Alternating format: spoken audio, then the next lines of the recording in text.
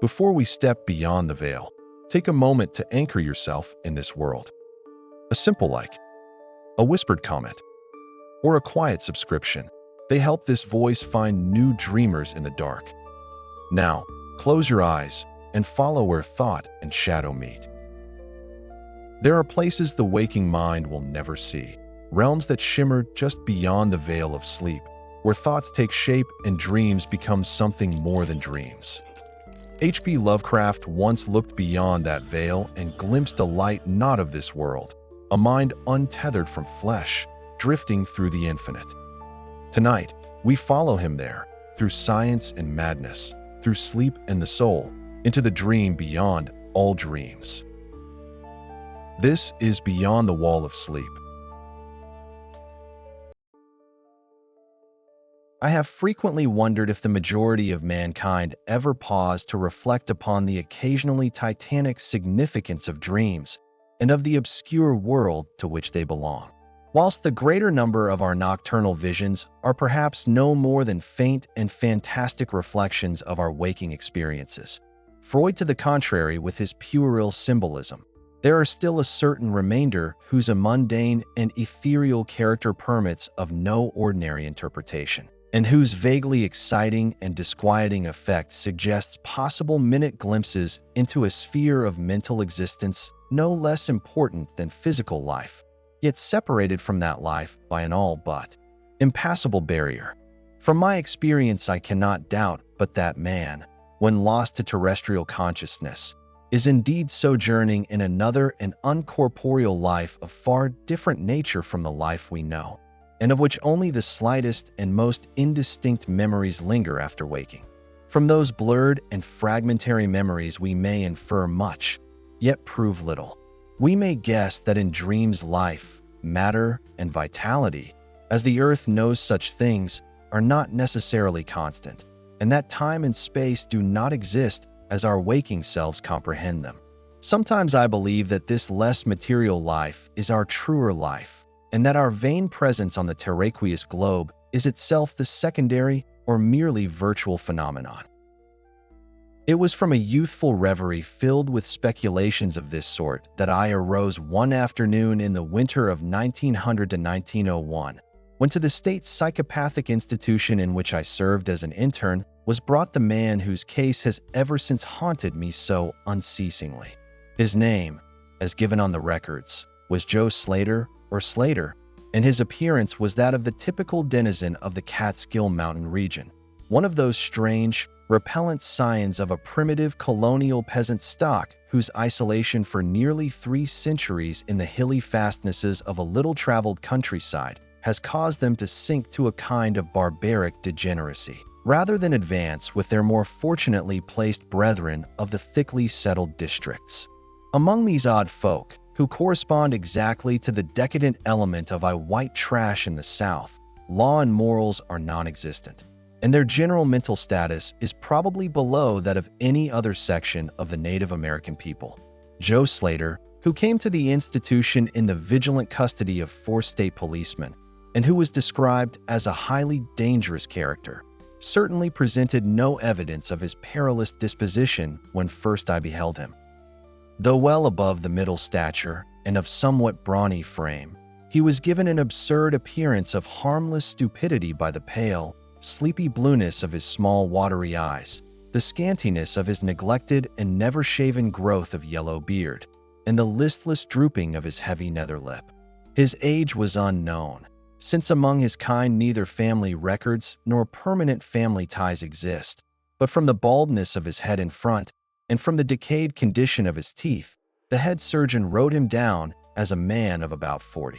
From the medical and court documents we learned all that could be gathered of his case.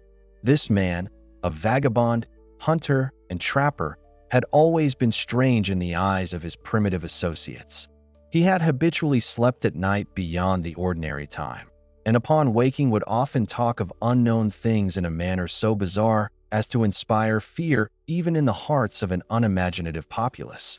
Not that his form of language was at all unusual, for he never spoke save in the debased patois of his environment, but the tone and tenor of his utterances were of such mysterious wildness that none might listen without apprehension.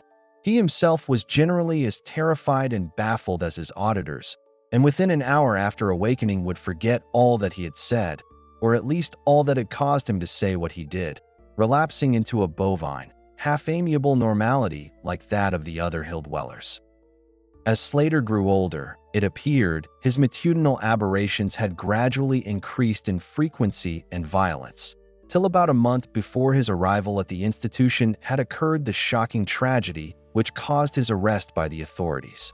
One day near noon, after a profound sleep begun in a whiskey debauch at about 5 of the previous afternoon, the man had roused himself most suddenly, with ululations so horrible and unearthly that they brought several neighbors to his cabin, a filthy sty where he dwelt with a family as indescribable as himself. Rushing out into the snow, he had flung his arms aloft and commenced a series of leaps directly upward in the air, the while shouting his determination to reach some big cabin with brightness in the roof and walls and floor, and the loud, queer music far away. As 2 men of moderate size sought to restrain him, he had struggled with maniacal force and fury, screaming of his desire and need to find and kill a certain thing that shines and shakes and laughs. At length, after temporarily felling one of his detainers with a sudden blow, he had flung himself upon the other in a demoniac ecstasy of bloodthirstiness, shrieking fiendishly that he would jump high in the air and burn his way through anything that stopped him.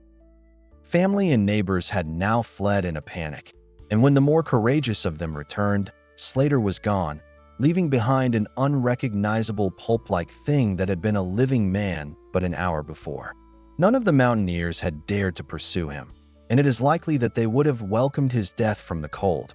But when several mornings later they heard his screams from a distant ravine, they realized that he had somehow managed to survive, and that his removal in one way or another would be necessary. Then had followed an armed searching party, whose purpose, whatever it may have been originally, became that of a sheriff's posse after one of the seldom popular state troopers had by accident observed, then questioned, and finally joined the seekers. On the 3rd day, Slater was found unconscious in the hollow of a tree and taken to the nearest jail, where alienists from Albany examined him as soon as his senses returned. To them, he told a simple story. He had, he said, gone to sleep one afternoon about sundown after drinking much liquor. He had awaked to find himself standing bloody-handed in the snow before his cabin, the mangled corpse of his neighbor Peter Slater at his feet. Horrified, he had taken to the woods in a vague effort to escape from the scene of what must have been his crime. Beyond these things he seemed to know nothing, nor could the expert questioning of his interrogators bring out a single additional fact. That night Slater slept quietly, and the next morning he wakened with no singular feature save a certain alteration of expression. Dr. Barnard, who had been watching the patient, thought he noticed in the pale blue eyes a certain gleam of peculiar quality, and in the flaccid lips an all but imperceptible tightening, as if of intelligent determination.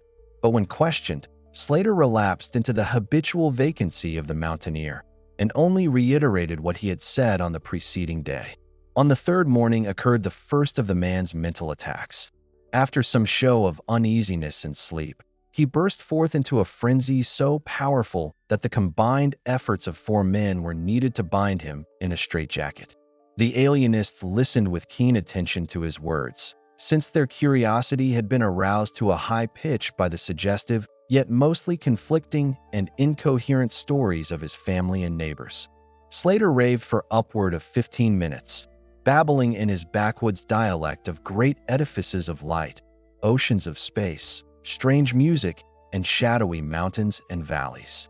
But most of all did he dwell upon some mysterious blazing entity that shook and laughed and mocked at him.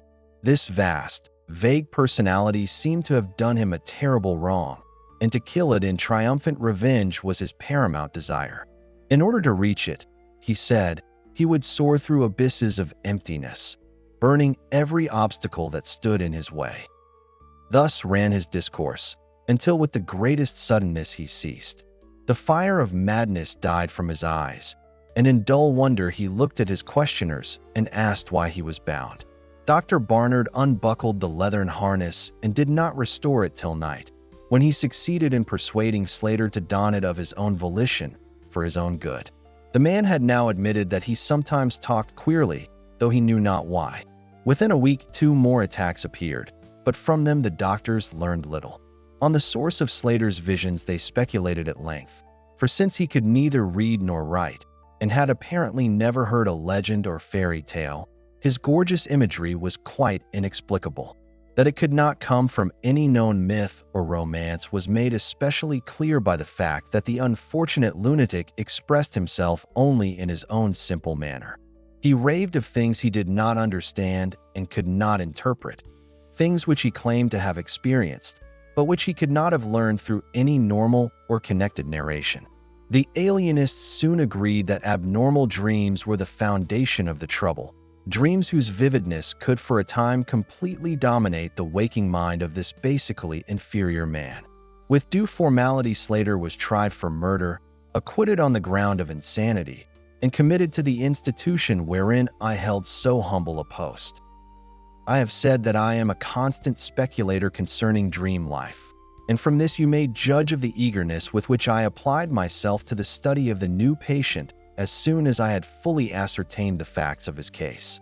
He seemed to sense a certain friendliness in me, born no doubt of the interest I could not conceal, and the gentle manner in which I questioned him. Not that he ever recognized me during his attacks, when I hung breathlessly upon his chaotic but cosmic word pictures, but he knew me in his quiet hours, when he would sit by his barred window weaving baskets of straw and willow, and perhaps pining for the mountain freedom he could never enjoy again. His family never called to see him. Probably it had found another temporary head, after the manner of decadent mountain folk. By degrees I commenced to feel an overwhelming wonder at the mad and fantastic conceptions of Joe Slater. The man himself was pitiably inferior in mentality and language alike, but his glowing, titanic visions, though described in a barbarous and disjointed jargon, were assuredly things which only a superior or even exceptional brain could conceive. How, I often asked myself, could the stolid imagination of a Catskill degenerate conjure up sights whose very possession argued a lurking spark of genius?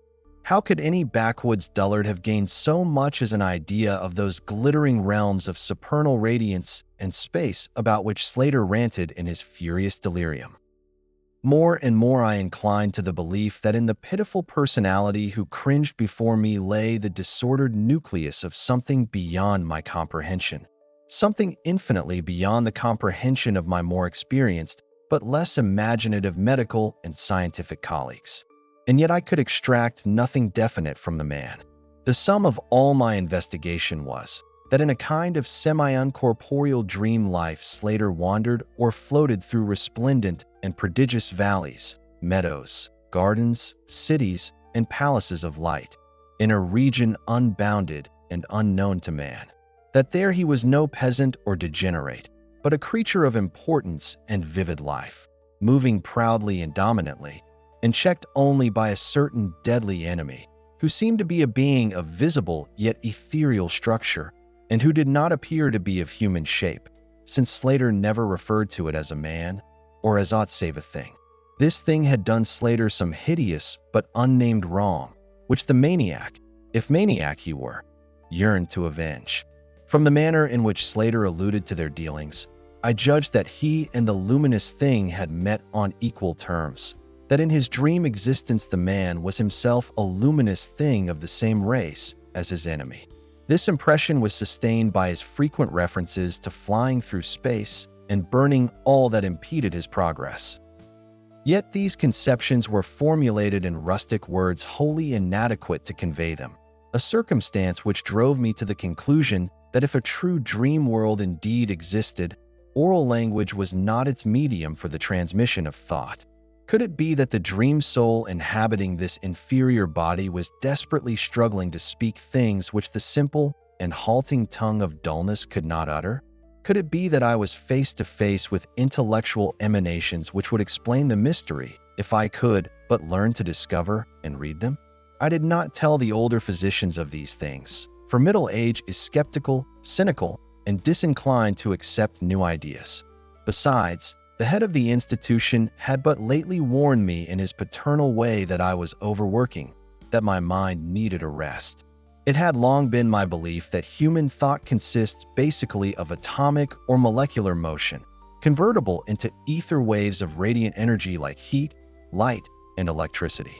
This belief had early led me to contemplate the possibility of telepathy or mental communication by means of suitable apparatus, and I had in my college days prepared a set of transmitting and receiving instruments somewhat similar to the cumbrous devices employed in wireless telegraphy at that crude, pre-radio period. These I had tested with a fellow student, but achieving no result, had soon packed them away with other scientific odds and ends for possible future use. Now, in my intense desire to probe into the dream life of Joe Slater, I sought these instruments again and spent several days in repairing them for action. When they were complete, once more I missed no opportunity for their trial. At each outburst of Slater's violence, I would fit the transmitter to his forehead and the receiver to my own, constantly making delicate adjustments for various hypothetical wavelengths of intellectual energy. I had but little notion of how the thought impressions would, if successfully conveyed, arouse an intelligent response in my brain, but I felt certain that I could detect and interpret them. Accordingly, I continued my experiments, though informing no one of their nature. It was on the 21st of February, 1901, that the thing finally occurred. As I look back across the years, I realize how unreal it seems, and sometimes half wonder if old Dr. Finnan was not right when he charged it all to my excited imagination. I recall that he listened with great kindness and patience when I told him, but afterward gave me a nerve powder and arranged for the half-year's vacation on which I departed the next week. That fateful night, I was wildly agitated and perturbed, for despite the excellent care he had received, Joe Slater was unmistakably dying. Perhaps it was his mountain freedom that he missed, or perhaps the turmoil in his brain had grown too acute for his rather sluggish physique. But at all events, the flame of vitality flickered low in the decadent body. He was drowsy near the end, and as darkness fell, he dropped off into a troubled sleep. I did not strap on the straitjacket as was customary when he slept, since I saw that he was too feeble to be dangerous, even if he woke in mental disorder once more before passing away.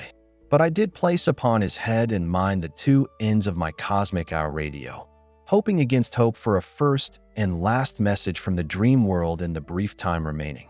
In the cell with us was one nurse, a mediocre fellow who did not understand the purpose of the apparatus or think to inquire into my course. As the hours wore on, I saw his head droop awkwardly in sleep, but I did not disturb him. I myself, lulled by the rhythmical breathing of the healthy and the dying man, must have nodded a little later. The sound of weird lyric melody was what aroused me. Chords, vibrations, and harmonic ecstasies echoed passionately on every hand, while on my ravished sight burst the stupendous spectacle of ultimate beauty. Walls, columns, and architraves of living fire blazed effulgently around the spot where I seemed to float in air, extending upward to an infinitely high vaulted dome of indescribable splendor. Blending with this display of palatial magnificence, or rather, supplanting it at times in kaleidoscopic rotation, were glimpses of wide plains and graceful valleys, high mountains and inviting grottos. Covered with every lovely attribute of scenery which my delighted eye could conceive of, yet formed wholly of some glowing, ethereal, plastic entity, which in consistency partook as much of spirit as of matter. As I gazed, I perceived that my own brain held the key to these enchanting metamorphoses, for each vista which appeared to me was the one my changing mind most wished to behold. Amidst this Elysian realm I dwelt not as a stranger, for each sight and sound was familiar to me, just as it had been for uncounted eons of eternity before, and would be for like eternities to come. Then the resplendent aura of my brother of light drew near and held colloquy with me, soul to soul, with silent and perfect interchange of thought. The hour was one of approaching triumph, for was not my fellow being escaping at last from a degrading periodic bondage, escaping forever, and preparing to follow the accursed oppressor even unto the uttermost fields of ether, that upon it might be wrought a flaming cosmic vengeance which would shake the spheres? We floated thus for a little time, when I perceived a slight blurring and fading of the objects around us, as though some force were recalling me to earth, where I least wished to go. The form near me seemed to feel a change also, for it gradually brought its discourse toward a conclusion, and itself prepared to quit the scene, fading from my sight at a rate somewhat less rapid than that of the other objects. A few more thoughts were exchanged, and I knew that the luminous one and I were being recalled to bondage, though for my brother of light it would be the last time. The sorry planet shell being well nigh spent, in less than an hour my fellow would be free to pursue the oppressor along the Milky Way and past the hither stars to the very confines of infinity. A well-defined shock separates my final impression of the fading scene of light from my sudden and somewhat shamefaced awakening and straightening up in my chair as I saw the dying figure on the couch move hesitantly. Joe Slater was indeed awaking, though probably for the last time. As I looked more closely, I saw that in the sallow cheeks shone spots of color which had never before been present. The lips, too, seemed unusual, being tightly compressed, as if by the force of a stronger character than had been Slater's. The whole face finally began to grow tense, and the head turned restlessly with closed eyes. I did not arouse the sleeping nurse, but readjusted the slightly disarranged headbands of my telepathic eye radio, intent to catch any parting message the dreamer might have to deliver. All at once the head turned sharply in my direction, and the eyes fell open, causing me to stare in blank amazement at what I beheld. The man who had been Joe Slater, the Catskill decadent, was now gazing at me with a pair of luminous, expanded eyes whose blue seemed subtly to have deepened. Neither mania nor degeneracy was visible in that gaze, and I felt beyond a doubt that I was viewing a face behind which lay an active mind of high order. At this juncture my brain became aware of a steady external influence operating upon it. I closed my eyes to concentrate my thoughts more profoundly, and was rewarded by the positive knowledge that my long-sought mental message had come at last. Each transmitted idea formed rapidly in my mind, and though no actual language was employed, my habitual association of conception and expression was so great that I seemed to be receiving the message in ordinary English. "I, Joe Slater, is dead," came the soul-petrifying voice or agency from beyond the wall of sleep. My opened eyes sought the couch of pain and curious horror, but the blue eyes were still calmly gazing, and the countenance was still intelligently animated. He is better dead, for he was unfit to bear the active intellect of cosmic entity. His gross body could not undergo the needed adjustments between ethereal life and planet life. He was too much of an animal, too little a man. Yet it is through his deficiency that you have come to discover me, for the cosmic and planet souls rightly should never meet. He has been my torment and diurnal prison for 42 of your terrestrial years. I am an entity like that which you yourself become in the freedom of dreamless sleep. I am your brother of light, and have floated with you in the effulgent valleys. It is not permitted me to tell your waking earth self of your real self, but we are all roamers of vast spaces and travelers in many ages. Next year, I may be dwelling in the dark Egypt which you call ancient, or in the cruel empire of Tsanchan, which is to come 3,000 years hence. You and I have drifted to the worlds that reel about the red Arcturus, and dwelled in the bodies of the insect philosophers that crawl proudly over the fourth moon of Jupiter. How little does the Earth self know of life and its extent?